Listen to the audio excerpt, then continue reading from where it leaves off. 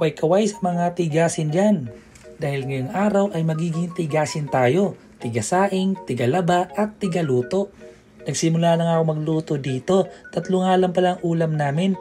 Itlog, corned beef, chicken nuggets at hotdog. Ay 4 pala yun. Madami nga kami mag-almusal dahil pagdating ng tanghali ay natutulog na kami hanggang hapon.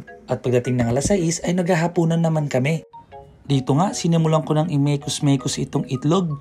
Di nga nawawala tong itlog na to sa almusal namin dahil madaling lutuin at mura pa. Naglagay na nga ako dito ng oil at minekos-mekos ko na yung itlog. Lahat na nga yata ng luto ng itlog nagawa ko na kaya minsan nakakaumay na din.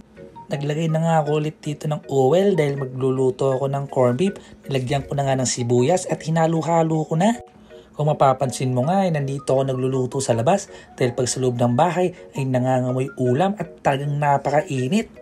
At nagdagay na nga ako ulit ng oil dahil magluluto naman ako ng hotdog at chicken nuggets. Pinagsama ko na nga silang lutuin dahil magpinsan din lang naman itong dalawang to. Alam niyo ba, pag nakakita ko ng hotdog may naalala ko. Mga panahon na gipit at talagang taghirap. Naalala ko kasi yung kahirapan ng buhay na dinanas ko nung bata pa ako. Tumira kasi ako dati sa isang children's home. Ang hirap talaga kasi ng buhay doon. Ang pagkain kasi doon, isang takal ng kanin at isang hotdog. Kaya ang ginagawa ko noon, hinahati ko yung hotdog para magbukang 2. At pag naubos ko yung pagkain, ay iinom ako ng maraming tubig para mapuno lang yung tiyan ko.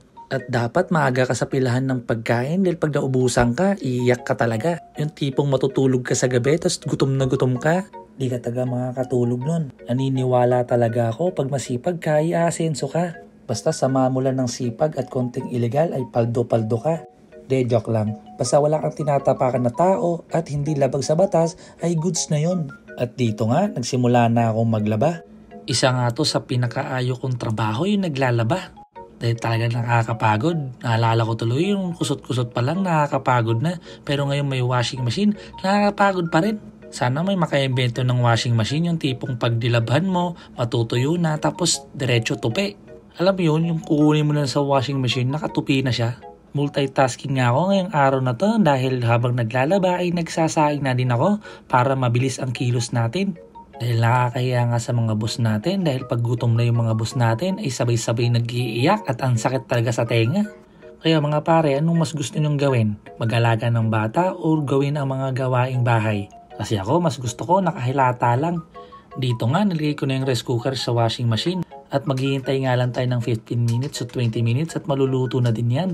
Dito nga nag-arty-arty na ako, nag-yoga-yoga para ma-relax ang isip natin. Namiss ko tuloy mag-gym kasi ang pag-gym isa sa paraan para matanggal ang stress natin. Kaso kulang tayo sa budget kaya dito lang tayo sa bahay, tulog-tulog na lang muna. First bite.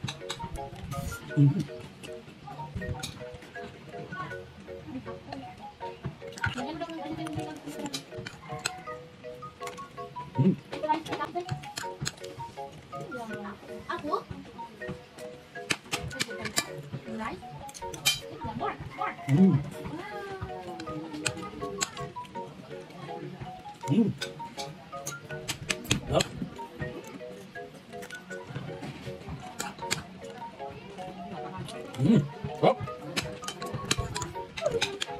Kaya mga idol.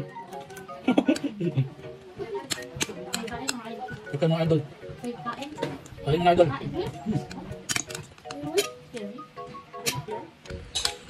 Last bite.